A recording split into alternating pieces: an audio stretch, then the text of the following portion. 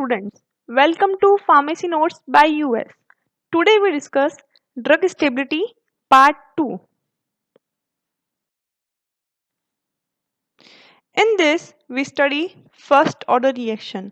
इससे पहले अपन ने जीरो ऑर्डर काइनेटिक्स पढ़ ली थी, अब पढ़ेंगे अपन first order reaction. Zero order reaction के अंदर अपन ने पढ़ा था कि it is independent to concentration, यानी कि जो रेट है वो कांस्टेंट रहेगी, वो कंसंट्रेशन पे डिपेंड नहीं करेगी। वाइल अगर अपन फर्स्ट ऑर्डर रिएक्शन की बात करें तो नाम से पता चल रहा है फर्स्ट वन, यानी कि जो रिएक्शन है वो किसी एक रिएक्टेंट पे डिपेंड कर रही होगी।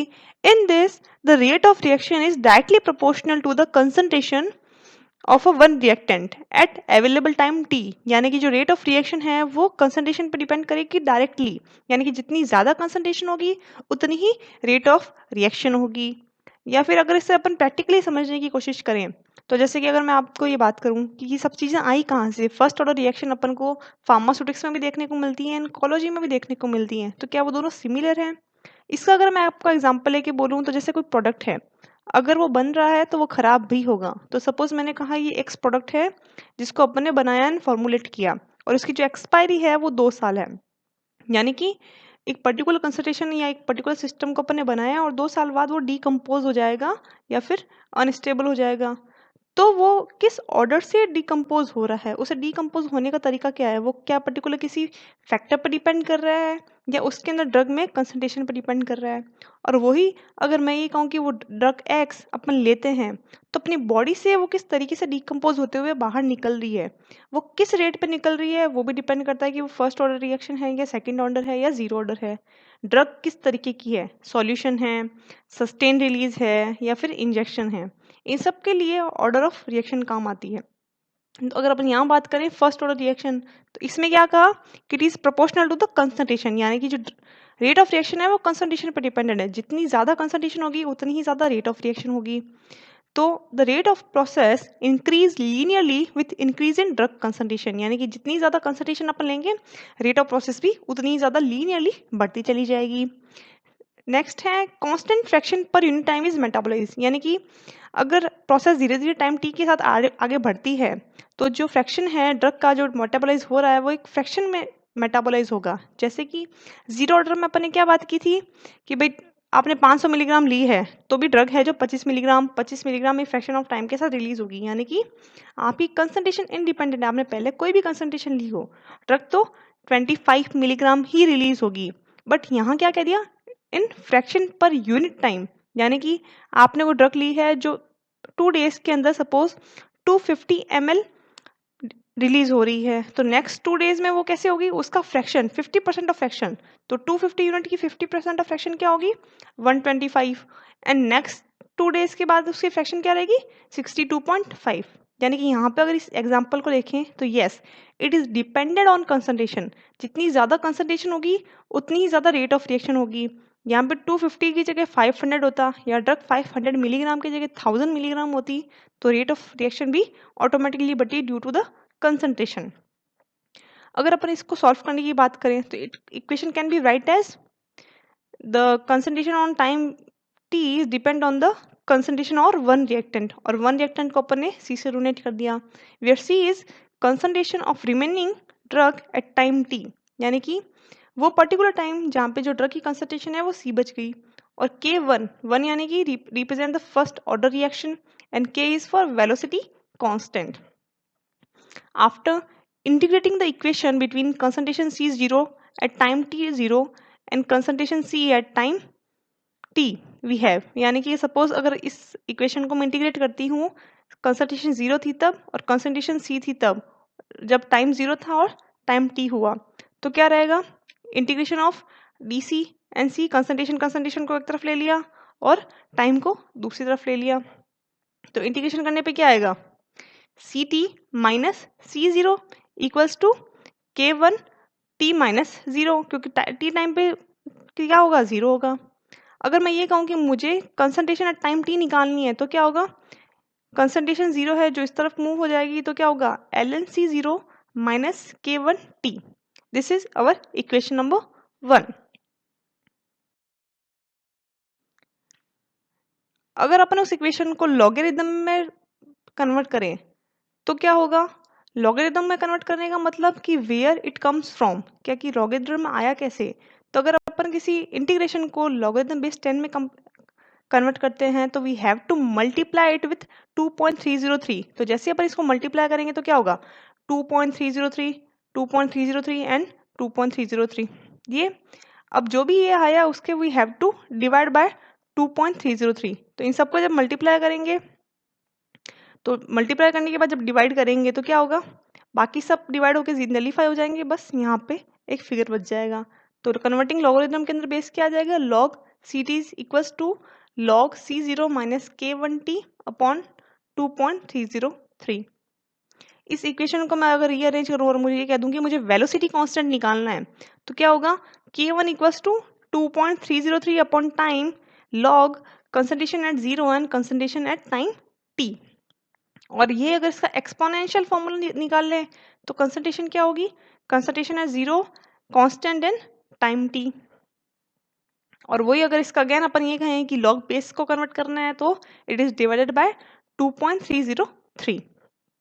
अब ये देखते हैं कि इसका अगर अपने को ग्राफ बनाना है तो ग्राफ किस तरीके से बनेगा। तो it is shown concentration is decrease exponentially with time. The concentration begin at C0 and decrease as the reaction become progressively slow। यानी कि शुरू के अंदर कंसंट्रेशन 0 थी और धीरे धीरे कंसंट्रेशन है जो कम होती जाएगी जैसे जैसे रिएक्शन आगे की तरफ बढ़ेगी। यानी कि जो ग्राफ आएगा लॉग कंसंट्रेशन का वो डिक्लाइन फेज में आएगा, यानी कि कंसंट्रेशन आफ्टर टाइम धीरे धीरे घट रही है। स्लोप की बात करें तो y equals to M X plus C. y again y axis पे क्या है आपकी कंसंट्रेशन, x एक्सिस पे क्या है टाइम। तो टाइम में जब आप मल्टीप्लाई करेंगे m एंड कंसंट्रेशन या फिर कोई कांस्टेंट तब जाके आपकी जो स्ट्रेट लाइन ऑब्टेन होगी which is log concentration versus time is your first order reaction. यानी कि अगर आपको कहीं भी पूछा जाए कि लॉग कंसंट्रेशन वर्सेस टाइम में अगर स्ट्रेट लाइन कर्व आता है तो कौन सी ऑर्डर रिएक्शन होगी, तो आपको ये बताना होगा it is first order reaction. Okay, और it can be written as 2.303 upon T log A minus X. X यहाँ पे क्या रिप्रेजेंट करेगा कि आफ्टर टाइम कंसंट्रेशन है जो डिक्रीज हुई तो ए ना रहकर कुछ कम हुई तो वो हो जाएगी A minus x.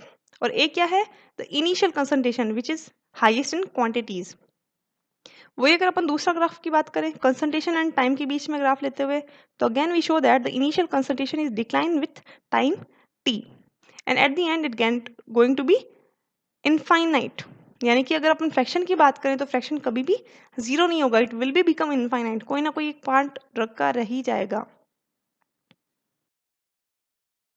Next half life and shelf life. First order reaction की हाफ लाइफ और शेल्फ लाइफ क्या होगी। अगर अपन जीरो ऑर्डर में बात करते तो मैंने आपको हाफ लाइफ की डेफिनेशन बताई थी, the period of time required to drug to decompose one half of the original concentration. यानी कि अगेन वही है कि जो स्टार्टिंग कंसंट्रेशन है उसको मैं अगर हाफ कर दूं, टाइम हाफ कर दूं और उसको इक्वेशन में पुट करूं तो मेरे पास आंसर क्या आएगा। बात करें अगर concentration at time T is right now क्या होगी, इट्स ओरिजिनल कंसंट्रेशन की हाफ। ओरिजिनल कंसंट्रेशन क्या थी C0, उसे हाफ कर दिया और time half T/2।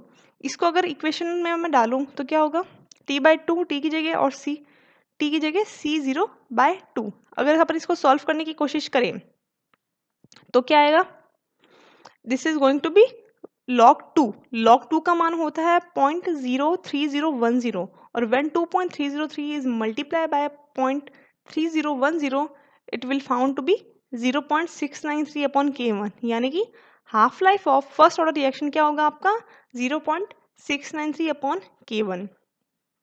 Shelf life की बात करें तो वही कि 10% of drug will be degrade या फिर 90% of drug will remain.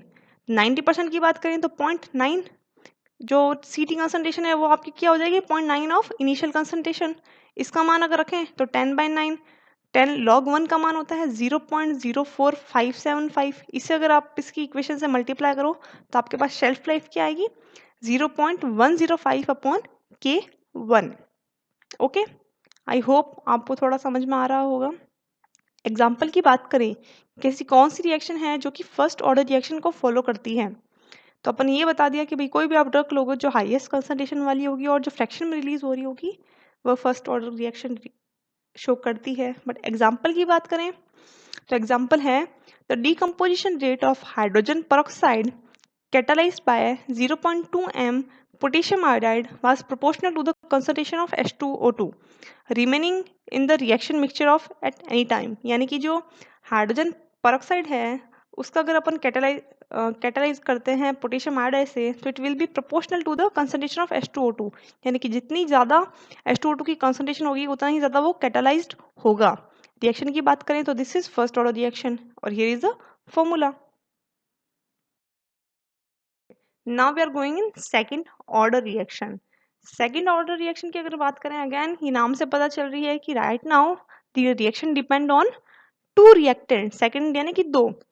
Definition की बात करें it is defined as a reaction in which rate depend on the concentration term of two reactants each raised to power 1 the rate of decomposition is equal to the product of concentration of the reactant। यानी कि जो rate of reaction है ये दो reactant से depend करती है और उन दोनों रिएक्टेंट की जो पावर है वो रेस टू 1 है या मे भी अपन कह सकते हैं कि सेम है। और the rate of decomposition is equal to the product of concentration of the reactant. यानी कि जो डीकम्पोजिशन रिएक्शन है या डीकम्पोजिशन है वो इक्वल होगी कि आपने कितना रिएक्टेंट का कंसंट्रेशन लिया है।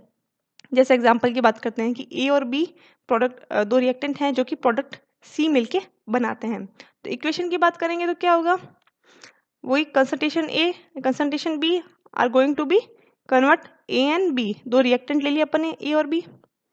If A and B are the initial concentration of A and B या फिर अपन वापस इस चीज को बोले if small A and small B are the initial concentration of capital A and capital B respectively and X is the concentration of each species reacting in time t the rate log can be written as। यानी कि अगर A और B capital A और B के initial concentration है और X is the concentration तो rate कैसे अपन रिटर्न करेंगे तो रेट ऑब्वियस है कंसंट्रेशन क्या होगी आपकी ए और बी दो रिएक्टेंट हैं इनिशियल कंसंट्रेशन होगी उसकी एक्स तो एट टाइम टी कंसंट्रेशन क्या हो जाएगी A minus X and B minus x.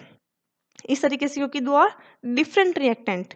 But अगर मैं ये कहूँ कि यहाँ पे कुछ कंडीशन आ सकती है कि रिएक्टेंट सेम कंसंट्रेशन में अवेलेबल हो रिएक्टेंट डिफरेंट कंसंट्रेशन पे अवेलेबल हो एक रिएक्टेंट ज़्यादा कंसंट्रेशन पे अवेलेबल है दूसरा रिएक्टेंट ज़्यादा कंसंट्रेशन पे अवेलेबल है तो जो इक्वेशन है वो अलग तरीके से सॉल्व होगी। अगर अपन बात करें कि when they present in the same concentration यानी कि जो रिएक्टेंट है A and B they present in same concentration यानी कि ए विल बी बी और बी विल बी ए तो अपन ए बी को भी ए लिख सकते हैं तो अपनी इक्वेशन क्या हो जाएगी K2 is A minus X square. और अगर अपन इंटीग्रेट करें कंसंट्रेशन जीरो को टाइम टी तक और कंसंट्रेशन एक्स को एक्स और टाइम टी तक तो अपने पास इंटीग्रेशन क्या आएगा here is the integration zero के लिए a minus zero and X के लिए a minus X equals to K T. Solve करने की कोशिश करें और अपन k का मान निकालने की कोशिश करें तो अपने पास आंसर आएगा A T x upon a minus x. Here is your equation for second order kinetics when a एंड b हैव सेम कंसंट्रेशन यानी कि a और b आप ही सेम कंसंट्रेशन रख रहे हैं। वही अगर अपन बात कर दें कि ए और बी हैव डिफरेंट कंसंट्रेशन और जहाँ पे ए है जो ज़्यादा अमाउंट में है as compare to the B तो क्या होगा भाई भले ही दोनों अलग अलग कंसंट्रेशन पे हैं बट दोनों मिलके ही प्रोडक्ट सी को बना रहे हैं। ठीक है तो टाइम टी जहाँ पे जीरो है the concentration is A and time T the concentration A क्या हो जाएगी कंसंट्रेशन कुछ कम होगी तो कंसंट्रेशन हो जाएगी ए माइनस एक्स और बी की कंसंट्रेशन हो जाएगी बी माइनस एक्स। ओके तो रेट ऑफ रिएक्शन को अपन कैसे लिखेंगे D X minus D T is directly proportional to A minus S and B minus X. Directly proportional के अगर अपन निशान को मिटाएंगे तो K2 कांस्टेंट आ जाएगा फॉर सेकेंड ऑर्डर रिएक्शन। इसको अगर सॉल्व करने की कोशिश करें कंसंट्रेशन को एक तरफ ले लें और टाइम को दूसरी तरफ तो क्या हो जाएगा D X upon A minus X B minus X equals to K2 D T. और अगर अपन यहाँ पे कंडीशन लगाते हैं कि if A is greater than B तो अपन क्या कहेंगे अगर ए ग्रेटर देन बी है तो अगर suppose this equation is 1 upon A minus S and B minus X और अगर अपन इसको सॉल्व करने की कोशिश करें तो इसका ये मान आता है 1 upon A minus B bracket में 1 by B minus X minus A minus X. अब ये चीज़ कहाँ से आई अगर अपन बात करें या आपको याद हो आपकी फर्स्ट सेमेस्टर मैथमेटिक्स की क्लासें, तो do you remember the partial fraction topic? क्या आपने पार्शियल फ्रैक्शन टॉपिक पढ़ा था of mathematics, where you see the second order reaction as example of partial fraction, यानी कि जो सेकंड ऑर्डर रिएक्शन के अंदर जो कंटेंट आता है is the example of partial fraction. अपन देखते हैं, जैसे सपोज अपन ने बात की कि अपन को ये वाली इक्वेशन सॉल्व करनी है कि ये वाली इक्वेशन आई कैसे, 1 minus A minus B 1 upon B minus X and minus 1 upon A minus X. तो अगर अपन बात करें शुरू की इक्वेशन की, अपने पास शुरू में इक्वेशन क्या है, 1 upon A minus X B minus X, सही है। इसको अगर अपन रूल करने की कोशिश करें तो सपोज मैंने माना कि फ्रैक्शंस हैं ए एंड बी, तो इक्वेशन क्या हो जाएगी पार्शियल फ्रैक्शन की, A upon A minus X plus B minus X. ये इक्वेशन आपको ये बताने जा रही है कि ये कंटेंट कहाँ से आया, ठीक है। अगर अपन इस इक्वेशन की एलसीएम लें A minus X and B minus X की, तो अपने पास क्या आएगा, एलसीएम लेने में नीचे आ जाएगा A minus X and B minus X. जब ये मल्टीप्लाई होगा और डिवाइड होगा तो ऊपर आपके पास क्या आ जाएगा A and B minus X, और इधर क्या आ जाएगा plus B and A minus X, ठीक है। And the 1 is equals to A B minus X plus B A minus X, यानी कि A minus X B minus X and A minus B minus X is cut. तो आपके पास equation क्या आ जाएगी, A equals to A B minus X plus B A minus X. अब यहाँ पे अगर मेरे पास जो चीज़ आई B minus X equals to 0 and X equals to B, अगर इसको अपन रिएक्शन में पुट करें तो अपने पास आंसर क्या आएगा, 1 इक्वल्स टू 0, यानी कि when 0 is multiplied by a answer is 0, और x equals to b, b की x की जगह अगर अपन b रख दें तो क्या हो जाएगा b a माइनस b, और अगर b का मान निकालना है तो क्या हो जाएगा 1 अपॉन a माइनस b। अब चलो मेरे पास b का मान तो निकल गया, अब वो अगर a का मान निकालना हो तो a minus X equals to 0 और x इक्वल्स टू 1, अगर इसको मैं रिएक्शन में पुट करूँ तो मेरे पास क्या आएगा 1 equals to a b minus X plus b a minus X, सही है। अब क्योंकि a माइनस एक्स इज 0 तो ये भी 0 हो जाएगा, तो a का मान क्या हो जाएगा अगर मेरे को निकालना हो तो 1 upon b minus A. But अपने पास इक्वेशन क्या थी, अगर इसको अपन पुट करें तो a माइनस एक्स ब्रैकेट में b minus X is equals to a upon a minus X plus b minus X. तो अगर यहाँ पे अपन a एंड b की वैल्यू इनमें पुट करें तो अपने पास क्या आएगा, a की वैल्यू क्या है अपने पास 1 upon B minus A and b की वैल्यू अपने पास क्या है 1 अपॉन ए माइनस बी। यहाँ पे अपने दोनों रिएक्शन को पुट कर दिया, अब इसको सॉल्व करने की कोशिश करेंगे तो क्या होगा, ये दोनों नीचे आ जाएंगे ऑब्वियस है, तो b minus A minus X A minus B and B minus X आ गया। अब इसका एलसीएम निकाल लिया, या फिर ये कह दो कि इसको कॉमन ले लिया, तो जब कॉमन लिया 1 अपॉन ए माइनस बी तो अंदर क्या आ गया आपका b minus X and minus 1 upon x, okay. तो अगर अपन ये देखें तो वापस अगर आप इक्वेशन में देखें तो इसको सबको सॉल्व करने पे आपके पास वही रिएक्टेंट या वही इक्वेशन आई है जो कि 1 upon A minus X and B minus X को सॉल्व करने पे आ रही है, यानी कि it is a partial fraction के थ्रू इस इक्वेशन को सॉल्व किया गया है। अब अगर अपन इसको इंटीग्रेट करें तो इंटीग्रेशन क्या होगा, कंसंट्रेशन एंड दिस कंसंट्रेशन, तो आपके पास आएगा 1 upon A minus B minus L N B minus X plus L N A minus X equals to K two T plus C equals to 1 upon A minus B L N A minus X upon B minus X, क्यों, क्योंकि minus है तो नीचे की तरफ आती है positive character में चला जाएगा, equals to K two T plus सी यहाँ पे इंटीग्रेशन कांस्टेंट की तरफ काम करेगा। अब अगर at initial concentration t is 0 and x is 0 तो इक्वेशन क्या हो जाएगी, c का अगर मान अपन बाहर निकाले तो c equals to a upon A minus B L N A upon B, अपन ने x को 0 कर दिया इसलिए और t को भी 0 कर दिया, ठीक है। तो अब अपने पास एक तरीके से देखा जाए तो c की वैल्यू आ गई। अगर इस इक्वेशन के अंदर मैं c की वैल्यू पुट कर दूं तो मेरे पास क्या फॉर्मूला आएगा, here is a formula 1 upon A minus B L N A minus X upon B minus X equals to K two T plus C की वैल्यू।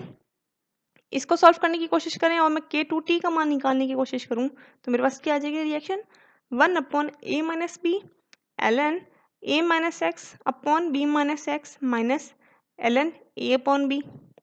K2 की बात करें तो T अगेन उधर चला जाएगा A upon A minus B T ln A minus X B upon B minus X A.